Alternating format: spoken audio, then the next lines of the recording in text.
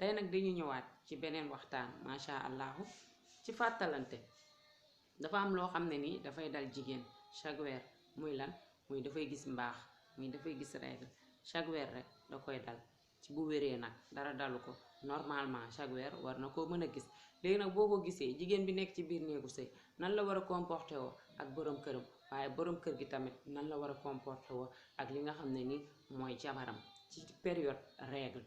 ndax dañuy foog ne moom boo gisee règle rek bu xasee ba commencé wàññeeku rek yow am nga droit sëy ak sa borom kër alors que tamit du noonu. te yonent sallallahu alayhi wasallam yàlla waxoon na ko ci suuratu baqara mu ne ko wa yasalunaka anil maxiidi mu ne qul huwa azan fa'tazilu nisaa fil maxiidi wala taqrabuhunna xatta yatuhurna fa iza tatahharna fa'tuhunna min xaysu amarakum allah inna allaha yuhibbu tawabina wa yuhibbul mutatahhirin. mu ne yonent sallallahu alayhi wasallam dinañ la laaj danañu laaj lan lañ koy laaj mu ne anil maxiidi ci règle mu ne xul huwa azan mu ne waxal ni loolu sobe la mooy deret bi mooy sobe. ndax li tax deret bi nekkul sobe ñu mën koo comprendre deret bi génn ci jigéen kese mooy sobe. ñu ngi ci jaajëfal bu baax a baax Oustaz Ousmane ñu ngi koy seetaan fan yee ci benn télé macha allahu mu wax ci lu am solo. mu ne jigéen waru gis règle rëy na jigéen di wax naan man seetuma. nee na déedéet loolu jigéen waru koo wax ndax jigéen du sobe te muy dëgg jigéen en tant que tel du sobe déedéet deret bi génn ci moom rek mooy sobe. kon lépp mën nañ ko laal ba mu des fi nga xam ne nii fa la deret bi di génne. ndax bu njëkk jamonoy maam bu jigéen gisaan règle rek dañuy jàpp ne jigéen ki yëpp sobe la dañ ko daan jël tëj ko benn côté bàyyi ko foofu lekkam ak naana moom yëpp fa la koy fekk ba mu set ñu doo koo génne indi ko ci biir nit ñi. non non non du noonu jigéen du sobe.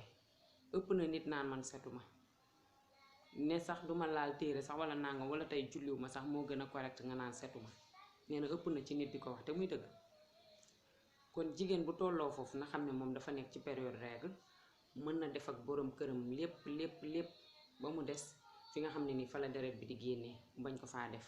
comme borom kër gi tamit ñu comprendre ko noonu ndax yàlla moo ko wax ki nga xam ne mooy yonent sallallahu alayhi wasallam mu ne dinañu la laaj ci règle waaye waxal loolu kese mooy sobe bi. mu ne nag buñ fa tolloo mu ne nañu sori jigéen ñi mu ne nañ leen sori ba ñu set. mu ne nañ leen sori bi nag du question nga isolé sa jabar wala nga beddi ko wala nangam déedéet sori ko ci sexe dong lañ la wax.